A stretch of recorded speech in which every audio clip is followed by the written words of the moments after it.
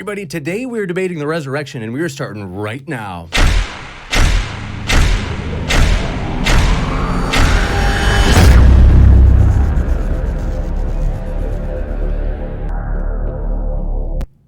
Ladies and gentlemen, thrilled to have you here for another epic debate, as today we are on site at the Atheist community of Austin, as we are very thankful for their awesome efforts who have helped us set up at this venue. They've been terrific, and so we want to say a huge thanks to the ACA. And want to let you know, if this is your first time here, consider hitting that subscribe button, as we've got a lot more debates coming up. In fact, today we will have Matt Dillahunty facing off with Mike Jones from Inspiring Philosophy on whether or not there are good reasons to believe in God. So that's going to be an epic one. If you want a reminder, hit that little notification bell. And with that, want to let you know, folks, we are so thankful for our debaters who are here today, who are debating for free. They just love to do it, and we love to get to hear it. So want to remind you, their links are in the description. So if you're listening, you're like, I like that. Well, good news, their links are just down there in that description box. So you can click on their links and hear plenty more where that came from. So couple other quick little things. If you have a question during the debate, just fire that into the live chat. I'll be trying to keep up with your questions so that we can ask those at the end of the debate. Super chats will be going at the top of the list, and they also allow you to make a comment during the question and answer, to which we will read to the speakers. And we want to say, again, we're thankful for the speakers for being here, and so I want to ask if you could keep your comments as friendly as they usually are. That means a lot. And with that, we're going to be starting with the affirmative. So Jonathan is going to be starting today taking the affirmative on whether or not Jesus rose from the dead. And following that, TJump will be giving his opening statement. So with that, we have a roughly, flexible 10 to 15 minutes for Jonathan to give his opening statement. And so with that, thank you both gentlemen for being here. And the floor is yours, Jonathan. Thank you for having me. I want to start off with the question. Why weren't the rulers of the Roman Empire able to falsify the resurrection of Jesus? It surely wasn't for a lack of effort, because Eusebius records in his histories that forged memoranda of Pilate and Jesus were published under Emperor Maximum II around 311 AD and sent to every district under his command. He announced in edicts that they were to be publicly displayed and that they should be given to the school children by their teachers instead of lessons to study. As emperor, why would Maximum need to publish a forged memoranda of Pilate when he would have had access to the official records of the empire? According to Cicero, the prefect of Judea was obligated to deposit 2 copies of his account in the 2 chief cities of his province and place one in the archives of the Ukraini. Justin Martyr, in 150 AD, appeals for the release of these acts in his published defense of Christianity to Emperor Antonius, which he believed would substantiate the gospel account, affirming these things did happen, as you can ascertain from the Acts of Pontius Pilate. The response Justin received was not the publication of the official records refuting his claims, but martyrdom. It's interesting that Tacitus, one of the greatest historians of the Roman Empire, who wrote specifically on the period in question, referring to the extreme penalty that Jesus suffered at the hands of Pilate and the early Christians in Rome, did not provide a historiographic narrative falsifying the resurrection event. In a similar fashion, Josephus provides valuable insight into first-century Judaism, background of early Christianity, and an account of Jesus' brother James, yet no tomb refuting the resurrection as a hoax, even though such a tome would have served Josephus well at the court of the Flavian Empire. Remember that years prior, according to the published Acts of the Apostle Paul defended the gospel account as he stood before Festus, the prefect of Judea, and Agrippa, the king of Galilee, the area where Jesus grew up, and the events surrounding his ministry mainly occurred. For when Festus accused Paul of being beside himself and claimed that too much learning had made Paul mad, Paul responded to Festus by stating, I speak forth the words of truth and soberness. For the king knoweth of these things, before whom also I speak freely. For I am persuaded that none of these things are hidden from him. For this thing was not done in a corner. Several key points are established here in Paul's statement. First, as king, Agrippa was well aware of the events that transpired in his kingdom and could have easily refuted what Paul was saying if a naturalistic explanation was available that could have been then published against Christians and copied throughout the empire. Second, Festus, who was prefect of Judea, had access to the official records in Judea, and it could have been used against Paul if information was available to falsify the resurrection account from Pilate's memoranda. Lastly, Paul demonstrates that the account of Jesus' resurrection provides falsifiable criteria that is subject to a proper investigation by the rulers of the Roman Empire to uncover. And it's this falsifiable event, that is the resurrection, that marks the distinction with Christianity as opposed to other religions like Islam and Buddhism. Unless the NSA had video surveillance of Muhammad's conversation with the angel Gabriel from the 7th century, or we can download the satellite images of the monkey that threw down the fruit of the bo tree onto Buddha's head that caused him to see the light, we don't have standard criterion to falsify those inner experiences. This is why we have Karl Popper's criterion of falsifiability, so we can evaluate the inherent testability of any hypothesis or statement. And remember, a hypothesis is generally scientific only if it is possible in principle to establish that it is fake. Therefore, let's be scientific in our approach and follow in the footsteps of the amazing Randi, whose dealings with the supernatural claims of the psychic community wasn't just an array of allegations that they were fake and he didn't believe it. Instead, he felt the need to demonstrate under scientific, testable conditions how it was done. By putting Karl Popper's maxim into practice, James Randi was able to achieve similar results to those of the psychic community through naturalistic means, thereby falsifying their supernatural claims.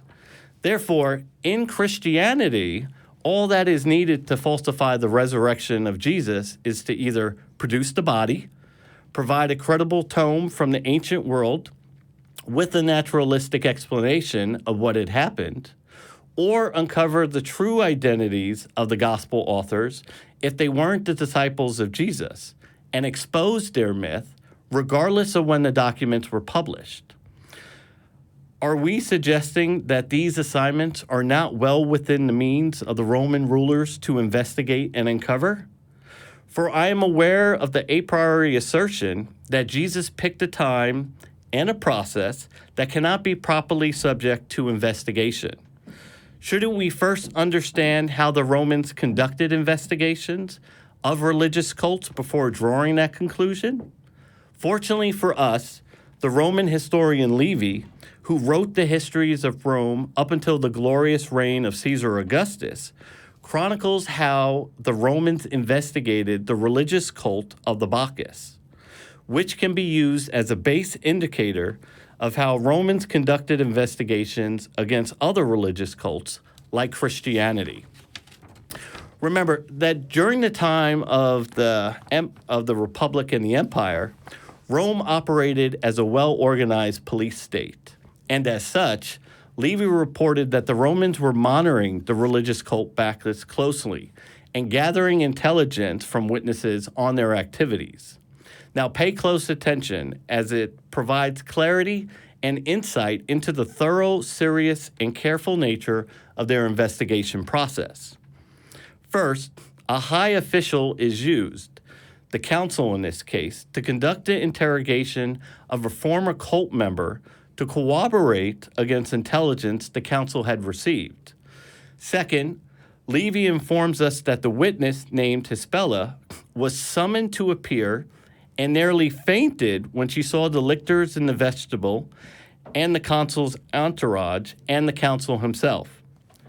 Levy further reports, the counsel informed the witness that if she could bring herself to tell him the facts, she had no cause for alarm, and she should reveal to them the ceremonies that were habitually performed in the nocturnal rites of the Bacchanali. Upon hearing this from the counsel, the woman was panic-stricken, and such trembling seized every part of her body that for a long time she could not open her mouth. Even after her full confession, Levy tells us the counsel went on to warn her that if she was proved to be lying by the evidence of another witness, she could not expect the same forgiveness or indulgence as she would receive if she made a voluntary confession. He added that the man who had heard this story from her had given him a full account of the facts. The significance of Levy's details on Rome's investigation of the Bacchanali cannot be overstated. There isn't anything in Levy's account which leaves us with any doubt that the Council of Rome was not going to gather the intelligence he needed from this witness or another to expose the conspiracy of the Bacchanali. For that was the power of Rome. The parallels of this case to Rome's investigation of another religious cult, Christianity, is clear. Rome is again entrusting the gathering of intelligence to high Roman officials, in fact, those seated at the court of the emperor, to expose the movement of Christianity. This is why prefects such as Polinius, Felix, Festus, and Pilate were interrogating Paul and Jesus. The Empire of Rome was very concerned about insurrection. Felix, according to Josephus, had suppressed the messianic movement of the Egyptian prophet and ordered the assassination of the high priest Jonathan. So it comes as no surprise while the prefect Felix interrogated Paul on two separate occasions. Hegesippus chronicles that the Emperor Domitian dreaded the advent of Christ as Herod had, and had his spies locate the grandsons of Jude, who were of the family of Jesus, in order to interrogate them. The same modus operandi is evinced in Levy's investigation of the Bacchanali. Remember, in each and every one of these interrogations, the witness could be turned over to torture or put to death at any time. Recall, this is why Hispella reeked of fear at the sight of the council. Pilate emphasized this reality to Jesus when he said, "Do you not know that I have the authority to release you and the authority to crucify you?" Pliny the Younger had established procedures for interrogating Christians and judged it necessary to find out what the truth was by torturing two female Christian deaconesses in his letter to Trajan. All that was needed to falsify the resurrection was just one credible witness whose testimony could be corroborated if it was a hoax, all within the means of the Roman Empire to uncover.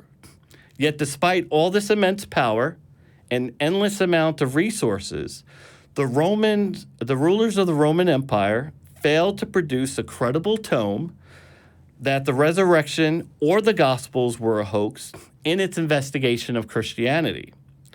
For when we turn to the positive empirical evidence, we find throughout the Roman Empire, in all the apostolic churches, the same four Gospels in Aramaic, Greek, Coptic, and Vedas Latin, naming the same four authors of Matthew, Mark, Luke, and John, unlike the Gnostics who had different Gospels naming different authors. To paraphrase John Chrysostom, if there be four that write, not at the same time, nor in the same place, neither after having met each other, and converse with one another, and then they all speak all things as it were out of one mouth, this becomes a very great demonstration of the truth. But on the contrary, it may be said that has come to pass that there are many places they disagree. But rather, this very thing is the very great evidence of their truth. For if they had agreed in all things, exactly even to time and place and to the very words, it would be evidence of collusion. In any normal court of law, independent witnesses that basically agree, that have not colluded on their testimony, would be conclusive in any normal court of law. As I said, we do know that throughout the Roman Empire, conversions to Christianity were occurring all over the place. It is obvious the Roman Empire had found the truth. That is the gospel truth. With that, I conclude. Thank you very much, Jonathan. So that was the Christian case for the resurrection. Now we'll hand it over to TJump, or Tom Jump, who will be representing the atheist position today. So glad to have you here as well, Tom. The floor is yours. Thanks, James. Happy to be here. Thanks for the ACA for letting us use this wonderful space to host this debate. So to jump right in, the topic today is, did Jesus resurrect from the dead? And, well, we have no reason to believe he did. But let's start with a little simpler topic. Like, if someone tells you they saw a unicorn, should you believe them? No. If someone tells you they saw a dog, should you believe them? Sure. But what's the difference? What's the difference between the claim, I saw a unicorn, and I saw a dog? Well, it's the difference between our imagination and reality. These are not the two same things. So if you imagine going to the beach, you have the expectation of a nice, clean beach with blue skies and clear seas. But in reality, we have lots of people there and dirty skies and gray beaches everywhere. There's a big difference between our expectations and our imagination of what it's like to go to the beach and the reality of what it's like to go to the beach. So because there's a difference between these two things, the stuff in our head and the stuff in the world, if you're making a claim about something existing in the world, like if I said I saw a dog, well, then you're going to need evidence not just of something in your head, like your personal testimony, but you're going to need evidence of something in the world, like the dog. So if someone says they saw a dog, it's reasonable to believe they saw a dog because dogs have an implicit empirical evidence in the statement dog. We have their taxonomy, their phylogeny, their bones, their genetic makeup, how to train them, what they're allergic to. All of that is entailed in that idea of a dog, but none of that exists for the word unicorn. Unicorns don't have an implicit empirical basis like that, which makes it not reasonable to believe the testimony of a person who says they saw a unicorn. So the difference is when someone says they saw a dog, you have the combination of their personal testimony that I saw a dog, in addition to the evidence of reality of the empirical background of what dogs are. And that's what makes it reasonable to believe someone if they told you they saw a dog. But that isn't the case for unicorns, because all you have in the case of unicorns is their testimony, I saw a unicorn. And without that empirical basis behind it, it wouldn't be reasonable to trust them. So until they can provide like DNA of the unicorn, or they can show you a place where you can go pet and touch the unicorn and see it yourself, then it's not reasonable to believe their testimony that they saw a unicorn. So to shorten this, you need evidence proportional to the claim to make it reasonable to believe, or which has been a principle stated by many before me, like Carl Sagan, extraordinary claims require extraordinary evidence, or Laplace, the weight of an extraordinary claim must be proportioned to its strangeness, or David Hume, in our reasonings concerning matters of fact, there are all imaginable degrees of assurance. A wise man therefore proportions his belief to the evidence. Therefore, it's because that these things that don't have an empirical basis are not reasonable to believe purely based on testimony, that would mean that all such things, doesn't matter what the testimony is or how much there is, would be reasonable, not be reasonable to believe. So miracles, magic, mythical creatures, the paranormal, the supernatural, UFOs, none of those would be reasonable to believe based purely off of testimony. And in the case of Jesus and the resurrection, all we have is testimony, and not just testimony, testimony from thousands of years ago in old documents. So based off of just that evidence of testimony, without an empirical basis that miracles can happen at all, then there's no reason to accept that the resurrection actually did occur in any sense. One of the things Jonathan mentioned was a court case. In a court case, miracles are essentially thrown out prima facie. Like they're not accepted. Miracles, magic, mythical creatures, paranormal, supernatural, all of those things are just dismissed immediately from a court case because there is no empirical basis for those things. We ended witch trials hundreds of years ago. There are many court cases that have been attempted in the states today. For example, in 1971, the United States versus Mayo versus Satan and his staff, which was thrown out. And Jones versus God, a civil suit against God and Jesus. I kind of wish that one went through. There is the Stembowski versus Ackley, which is a case about a haunted house. That one also got dismissed, surprise. And there's a habeas corpus suit against God who listed God as a defendant in Harris versus the Attorney General of Pennsylvania. All of these are thrown out because miracles, magic, mythical creatures, the paranormal, supernatural, and UFOs, all the things that lack an empirical basis, are not reasonable to believe just based off of someone's testimony. And the same is true of the testimony of the apostles and the resurrection of Jesus. It's just an account that someone had. And until they can provide something greater than their testimony, then there's no reason to believe it was anything more than something in their head. To summarize, conceptual claims require conceptual conclusions, conceptual claims require conceptual evidence, empirical claims require empirical evidence. So the conceptual evidence of the testimony of the Gospels is only sufficient to justify the conclusion of the conceptual conclusion that it was something in their head, a delusion, a hallucination, misapprehensions, fabrications. Any of those things would be reasonable conclusions based off of just the testimony that they provide. But it would not be reasonable to conclude that the resurrection actually happened on that testimony until they can provide a further basis of evidence, like demonstrating that miracles can happen in some way. And you shouldn't take my word for it. This is not just something I've said.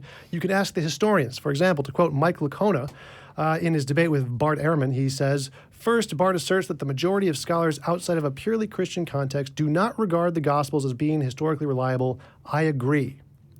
To quote him again, "Most biblical scholars and historians hold that the investigation of a miracle report lies outside of the rights of a historian acting within their professional capacity, and this definition is expounded by," he just lists a number of historians. So most historians agree with this criteria, that history is not allowed to appeal to things that don't have an empirical basis: miracles, magic, mythical creatures, the paranormal, the supernatural, and UFOs. Therefore, using testimony from historical documents is not sufficient to justify belief that those things happened.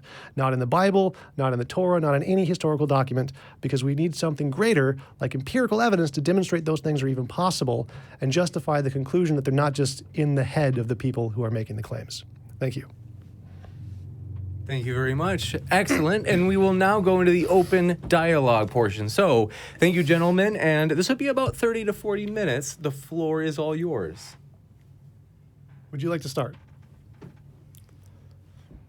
Yes, like I said, thank you, TJump. I guess my first question is there are elements of the resurrection or the historical count that could be falsified. Is that correct? Sure. Like if we had built a time machine, we could falsify the whole thing. Well, but you do believe in the Roman Empire. Yes.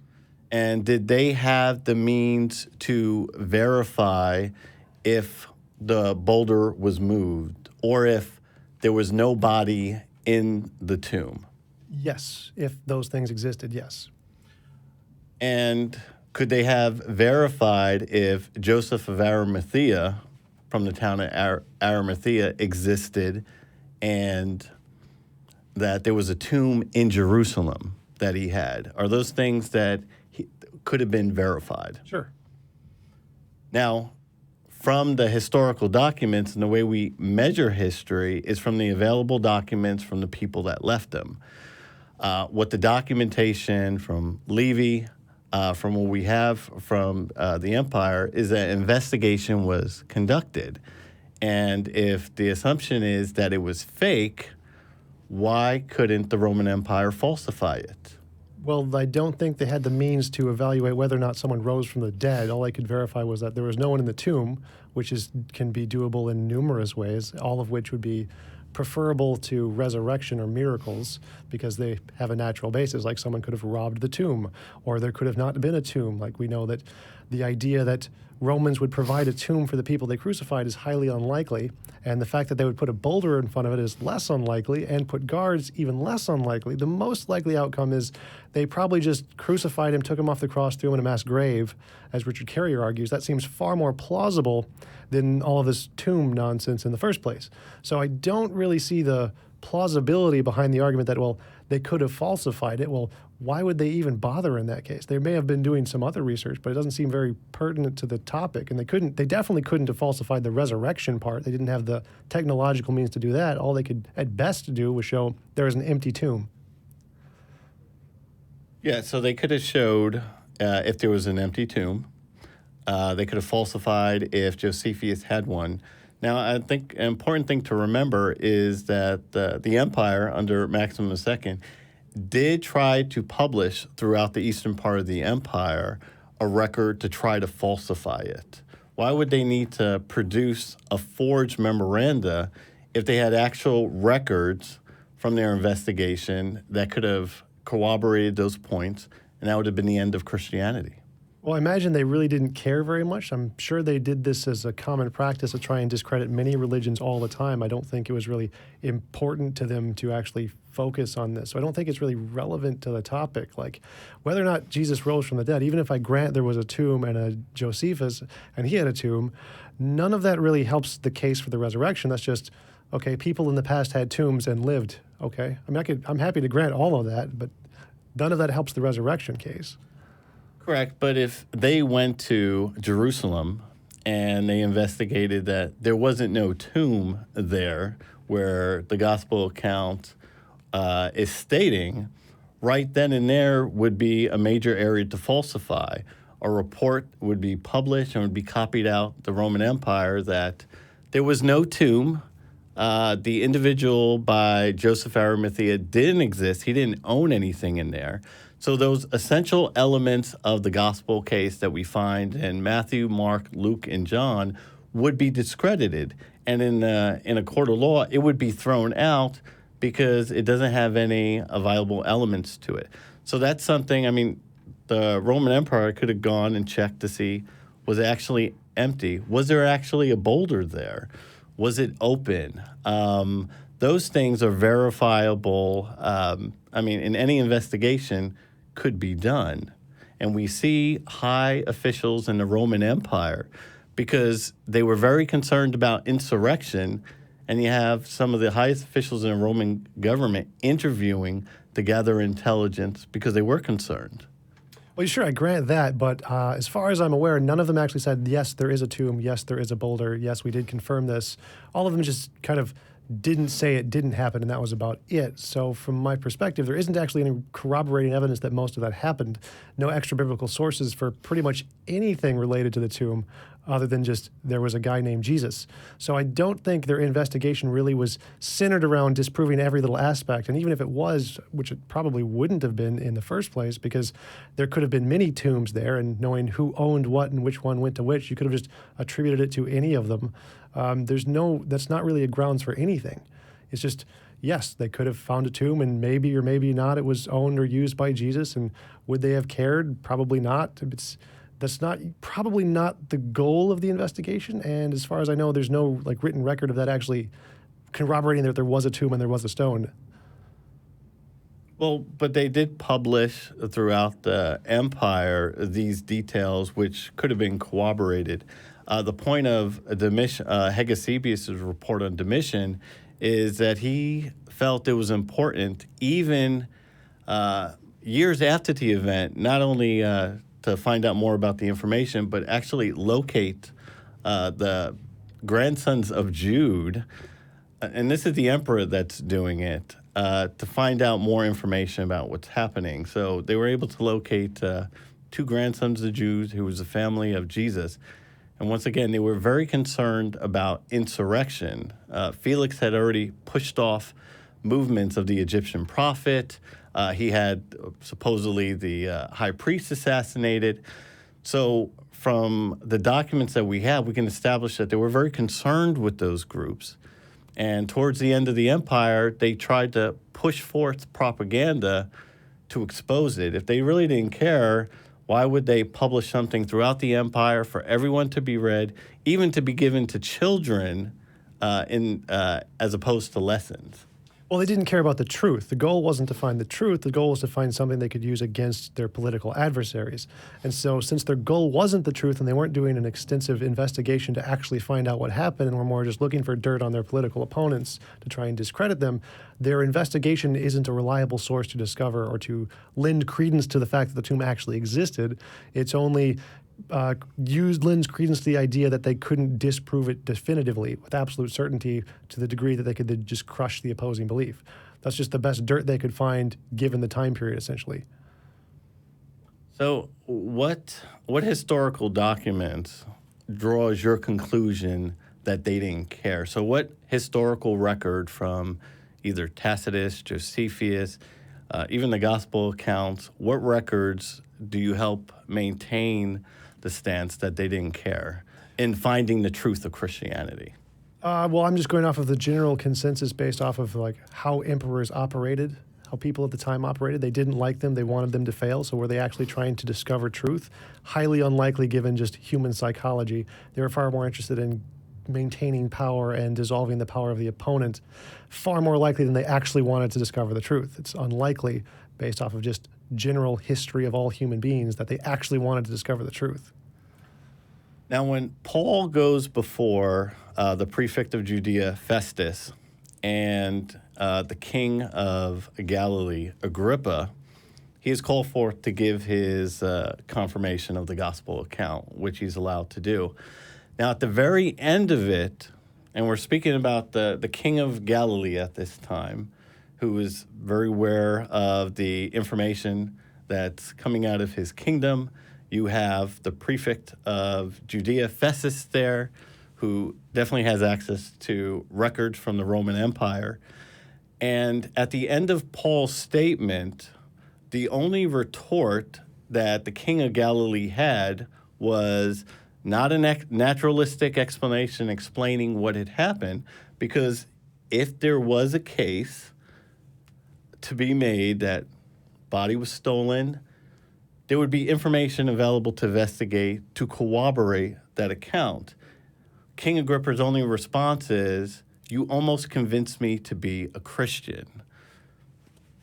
I would guess it's more satirical, and he probably wasn't serious when he said that, if he said that. I'm not familiar with the specific historical case, but I imagine they just didn't care enough to actually try and investigate it, because I'm pretty sure they could have just made up anything they want. I'm pretty sure they rejected miracle claims in most cases anyway. I don't think it was like a actually definitive evidence that the resurrection happened. I think it's just the limitations of the time period. They probably just weren't that interested. They probably get these kinds of cases all the time. They just want to get rid of it and move on to the next thing in the job, just like any judge or any lawyer. But what we see in the investigation of Christianity is it didn't end just there. I mean, Paul is meeting with another proconsul, Felix, who we already know that's suppressing religious groups. So if you think about it, he's suppressing. He doesn't meet him only on one time, but a second time. He meets with Paulinius. We have Pliny the Younger continuing the procedure of interrogating Christians, finding out more about them. Domitian we have, and then towards the end of the empire, we have a forged memoranda published to try to discredit it, which shows that they were taking actions to falsify and gather intelligence to suppress this movement. But that's the same as essentially every religion throughout all time, where people discuss it and people who advocate for it talk with the leaders and the prosecutors to try and convince them. And same with Mormonism and Jonathan Smith. That's the same as far as I can tell with every single religion. I don't see anything about that would make it more likely a miracle happened. I mean, because all of that is just technical stuff that humans do all the time throughout human history. Why would any of that be evidence of a magical occurrence? Well, and I bring up the case of the amazing Randy because he evaluated the same way. Okay, well, we have the psychic community. They're making these supernatural claims. Obviously, there was a big one in New York, so he was offering like $1 million to put him under scientific testable conditions. So if we're going to follow a scientific process, shouldn't we be able to set up criteria to help falsify the particular event, just as James Randi did? The thing is if someone in the psychic community guessed correctly at one of his questions, he wouldn't be able to create the naturalistic way they did that because it was a guess. But if it was fake, he'd have the means to recreate what they were able to do, but using non-scientific means. And with the case of the resurrection, there are falsifiable criteria. I mean, it just has to be, there was no tomb there. That's the only thing that they would have had to respond. And if you think about it, Paul is presenting his case to those seated at the court of the emperor. That's all they had to say. Wouldn't you agree? And then that would be the end of Christianity. We went to Jerusalem. There was no tomb there. There was no body, and no Joseph of Arimathea ever existed. And that would be published throughout the empire, and I probably wouldn't be sitting here today. Well, no, I would totally disagree. It doesn't matter how well you think you've disproven philosophy. I mean, there are still flat earthers here on the earth, apparently. So the disproving of a fact really wouldn't affect how people believe. But it's kind of like if I said, I saw a unicorn the other day, and we can go look at the spot where the unicorn was, and we can see hoof prints, and we can see that there was grass that was eaten, and we can see that there were like trails where the horse were running, but none of that's evidence of a unicorn because that can all be explained by a horse. So in the case of the empty tomb, that can be explained by someone robbed the tomb, or there was no body that was ever in the tomb in the first place, or all kinds of things. None of that would be evidence of a resurrection because it's all just stuff people do all the time we see all around the world. In the case of falsifiability, it's not just falsifiability. That is one of the criteria of science. But the others are testability, verifiability, confirmed by peer review. So you have to actually be able to repeat something, not just falsify the one particular claim, but repeat it to show it can be done again. It's an Amber Alert. Amber Alert? That's inconvenient. So yeah, the fact that you can falsify certain aspects of the resurrection of Jesus, like maybe there was an empty tomb, maybe Josephus existed, that there are people who lived in his family. None of that's actually evidence of the resurrection. To show the resurrection happened, just like to show the unicorn happened, you need empirical evidence of unicorns. You need to show that the miracles can actually happen, that miracles are a thing in this world. Until you do that, it doesn't matter how much of the non-miraculous things you can verify, it would still not qualify as evidence that the miraculous thing was happened. Well, and when we go to trials, we bring witnesses in. Now, the job of the witness is obviously just to report what he's seen or reported. And the job of the investigator, if you would agree, is just to collect that information. Did they find the body?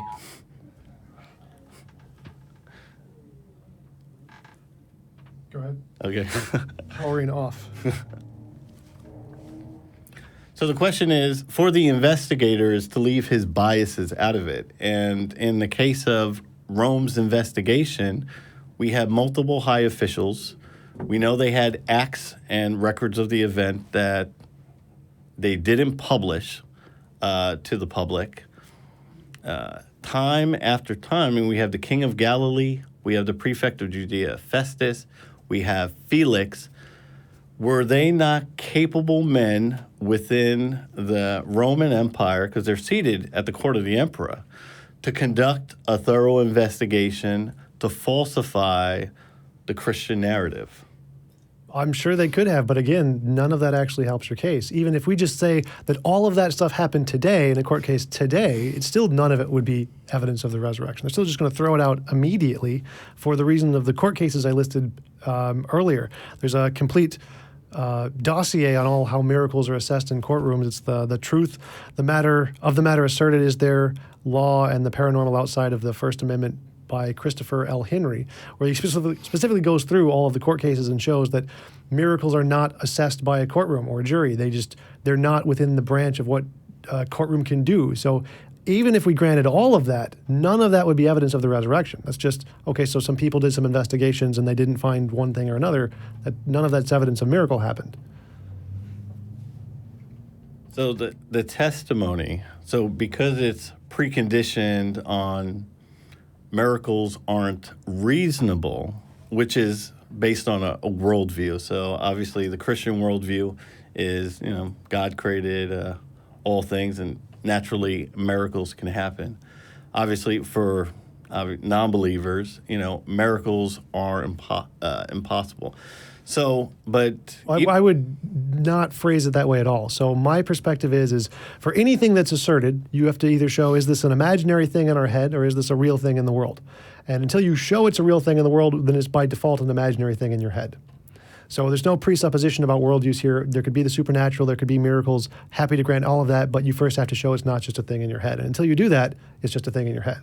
So the criteria, the burden of proof here is to say, if you want to claim a miracle happened, you need to first show it's not a thing in your head before you can defer to that as an explanation of anything. So in the case of a court case, the reason it's dismissed is not a worldview. They don't take any position on worldviews. Many of the judges are Christians and do believe in miracles, but they say it is specifically outside of the capability of the jury to establish what miracles happen or what a God can do or what the inaccessible or unknowable can affect in the world, because it's not within the realm of what we can demonstrate and show is actually not just a part of our imagination. We don't have a ability to do that. So it doesn't matter how much of the non-miraculous stuff we verify until you can actually verify the miraculous stuff. And so until you can say, I believe that there's a God and there are miracles, here is one I can do right now, pray to a God, gold brick appears in front of you and you do it consistently, then we show miracles are real. Then we have a good base to say, okay, well maybe this God can do some other miracles too, and we can broaden our horizons about what we should take as a serious leap as a causal relationship between what happened in the miracle attestation in the Bible. But until then, right now we got nothing. Right now we just got miracles are imaginary as far as we can tell, so we have no reason to believe that miracles can happen, and they're just more likely a hallucination, a delusion, a misapprehension, a fabrication. Any of the imaginary conclusions that we can come to are always going to be more likely because it lacks that empirical basis. Just like if I told you I saw a unicorn, it's not reasonable to believe because we don't have an empirical basis of unicorns. But here we're dealing with a historical event that occurred at a specific point in time in history. We have information that could be verifiable. We have investigation into the act itself to gather intelligence to see if what's being said is truth, and it's being done by multiple high officials in the Roman Empire. Christianity is not like Buddhism. We can't test the light that he saw because it's an internal thing. But the Roman Empire, just as I've documented in their investigation of the Bacilli, they took it very seriously. They were able to corroborate the account. So Paul, going before those meetings, they already had information that they were gathering. And so they're not going into those interviews blindsided. And when King Agrippa's only response is, you almost convinced me to be a Christian, even though it's satirical, what he didn't provide there is any evidence. And Paul specifically challenged him on that. These things weren't done in a corner. Because we're talking about Jerusalem, a tomb, stone that was moved, and Joseph of Arimathea. All those things can be verifiably checked by anyone just going to the area to see, or, hey, there's tons of tombs. There's no specificity. You have the tomb by Joseph of Arimathea, so it's giving a specific person who purchased that tomb. You'd have to be very rich back in the ancient world to do it. And what I'm saying here is we have a thorough investigation done by a police state, one of the greatest empires, and they could not provide any falsifiable criteria. And what we've seen throughout the empire is their eventual conversion. And is that conversion come down to, well, it's the truth? Well, no, because the same thing happens all across the world every day. We can empirically verify crop circles. We can empirically verify UFO sightings. We have videos of UFO sightings on airplanes. Lots of pilots attest to see UFOs. These things happen all the time. We have attestations of homeopathy working all over the world. None of these, and we can empirically verify some of them. We have medical documents of people who healed miraculously in an unexplainable way, supposedly due to homeopathy. We can verify all of these things, but is any of this evidence that homeopathy works or that UFOs are real?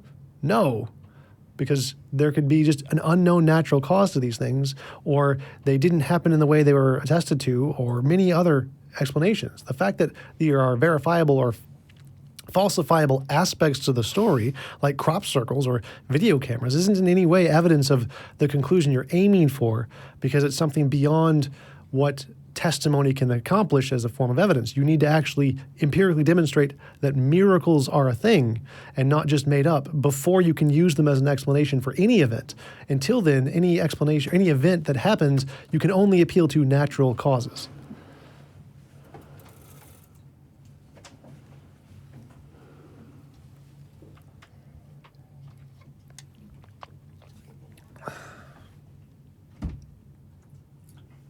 So wouldn't it be our job investigating into something to determine or recreate the naturalistic explanation?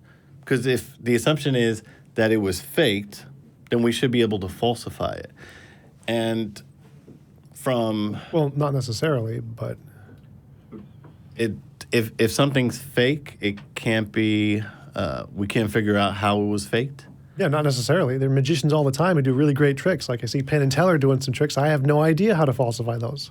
Correct. And you know, the point of James Randi is, as an ex-magician, scientist, and a skeptic, he was able to use his past experience and actually take what seems to be very hard, taking their abilities and recreate it under naturalistic, with a naturalistic way.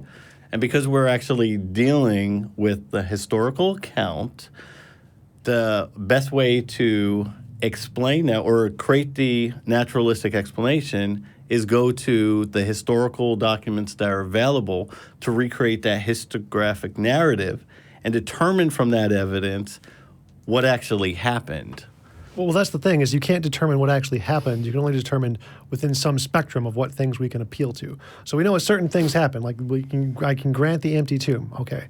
But can we conclude from that a resurrection? No, that is completely outside of the bounds of anything in the historical documents. Nothing in the historical documents can lead to that conclusion at all, because it's not one of the possible potential explanations that we have access to. It's not something we've demonstrated isn't just imaginary.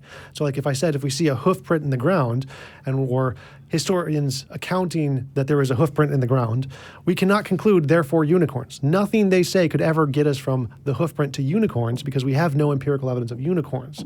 So we can only appeal to things we have empirical evidence for because we can demonstrate those aren't just part of our imagination. The first part of any evidential claim is this an imaginary thing or is this a real thing? And until we show it's a real thing, then we cannot appeal to it as a source or cause of anything. It's not even a potential candidate until you can show it's not imaginary, which means you would have to make testable, verifiable predictions. So I can say, if the resurrection is true, then miracles are possible, and if miracles are possible, I can pray to God and get a gold brick or something like that. Until you can make future testable predictions to demonstrate miracles are real and not just an imaginary thing, then you can't even use it as a potential candidate to explain all of the natural stuff we do see. So even if I grant everything you said about all of the historical accounts and the people trying to disprove Christianity that couldn't, none of that's evidence of the resurrection. It's just evidence that, okay, so here's some people who couldn't disprove an account of what happened a long time ago. But it's not evidence that the account is true. It's just not proof that they couldn't prove it false. So where does that leave us? So if you think about the gospel account, so, once again, in all courts of law, and I understand where you're going to reason. Now, once again, reason does not have measurable criteria because it's dependent on what's reasonable for a particular culture to follow. But the gospel accounts do present witness testimony, and we have independent witness accounts that's verification of their testimony that there's an empty tomb, there's Joseph of Arimathea, it rolled away, and the eyewitness testimony of, I saw this. And then when we have 50 days after the event is over 3,000 men coming to Jerusalem and Peter speaking to them, saying that you guys have seen it for yourself. These are things that you have seen. So I'm not up here propagating something that this is in Jerusalem where the supposed event had happened. Apart from the apostles, the Roman Empire, the people themselves were able to look and see if any of this has actually happened. And 50 days later, the conclusion that was drawn from that crowd that came over to hear Peter preach is this is what had occurred. So if I'm looking at the empirical documents, so the documents from history that has come up to us, where would that lead me if I'm looking at a Roman investigation that was ongoing for over 250 years of Christianity, and their last-ditch effort was an attempt to falsify? They failed to produce any naturalistic explanation. If there was a naturalistic explanation, and you're right, it could have been robbed. They could have took the body out. There could have been no tomb. It could have been someone that created the story 50 or 60 years afterwards. In that case, all we would need to do is find the author. Who's the one that propagated this? If you think about it, Virgil's Aeneid is one of the most popular myths that came out of the turn of the first century. We know who wrote it, Virgil. He was a poet. He was at the court of the emperor. We know who he was. So with these documents, if they're not from the apostles or eyewitnesses that we're evaluating our testimony is, who else did it?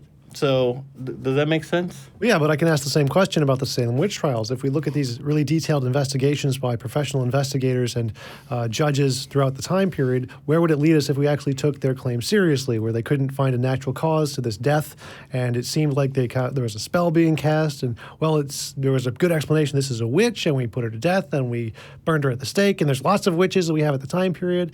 I mean, if we consider that methodology a reasonable methodology, well, then we should probably believe in witches, but we don't. And the reason for that is because we have a new methodology. Like you said, there are many kinds of reason and many kinds of logic, and right now, the best kinds of reason we have, as articulated by the fields of history and science and courtrooms, is that the supernatural can't be a plausible explanation. Or to quote from specifically one of the cases that I mentioned earlier, reason cannot encompass the supernatural. Divine faith is supernatural. It seems that recognition of the alleged fraud in this case eventually would require the civil courts to undertake and solve the problem, to answer the questions which are outside the civil aspects of marriage and should be left to the parties and their respective religious affiliations for the possible solution. In our today's reason for pretty much every academic field, and courtrooms specifically, and history specifically, we are not allowed to appeal to the supernatural because we did that in the past many, many, many times, like in the Salem witch trials and many other cases throughout history across the globe, and it comes up failure every single time. So even if I granted that your Roman case did in fact take the time to try and verify this and ended up that they all themselves believe that the resurrection happened based off that investigation, that's still not evidence that the resurrection happened, for the same reason the Salem witch trials isn't evidence that witches exist. We have better reasons and methodology now that the criterion is, well, you first have to show it's not imaginary before you can use it as an explanation, not after. What we'll do is, pretty soon, if you guys are ready, we'll probably go into just kind of some concluding remarks, and it's not timed, so this is just kind of any of your kind of final thoughts before we do go into the Q&A. So thank you, guys. It's been a very thought-provoking discussion. Do you want to start with your conclusion? Sure. So my conclusion would be essentially the same as my introduction, is that the first criterion, the first job of evidence is that we have to differentiate between, is something an imaginary thing or is it a real thing? And the way we do that is through the scientific method. Testable, verifiable, falsifiable predictions that we can say, if this thing is real, then I'm going to make this prediction, and if we can verify the prediction in the future, well, then we have pretty good reason to believe it's real. And supernatural claims have not been able to do that. Miracles, magic, mythical creatures, the paranormal, the supernatural, the UFOs, all of those have failed those tests consistently. And until we have that empirical basis, then it's not reasonable to use those as an appeal to explanations of what caused any event, regardless of whether or not we can explain it or not. Thank you very much, Thomas, and then we will go over to Jonathan. Thank you, Tom. I would like to say that because we're dealing with a historical event, we have to go to the historical records that were left by the people at the time.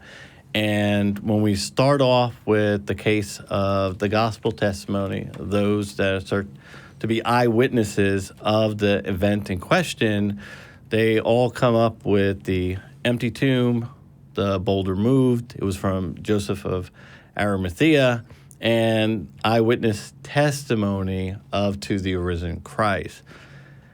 And when Rome, who was pursuing their normal investigative powers to suppress religious groups and find out more about it, not one credible tome was produced throughout the Roman Empire to provide a naturalistic explanation for what had happened. And when we go and look at the independent apostolic churches throughout in Greek, Latin, Aramaic, and Vedas Latin, it draws us to the same conclusion. And I just want to end on thanking Tom and Modern-DayDebate for allowing us to have this dialogue and to open up the possibilities for this discussion. Absolutely. It's been a true pleasure. And with that, we are going to jump into the Q&A. So for this last 20 minutes or so, we're going to try to get through as many questions as possible. If you do have questions and you've tagged me in the live chat just by putting at Modern-DayDebate, that'll help me to see those just so I hopefully don't miss them. And we'll start with the super chats. So starting up top, Steven Steen, thanks for your super chat. He said, much more competent IT team tonight. And so it's true. It's a good opportunity to thank the atheist community of Austin.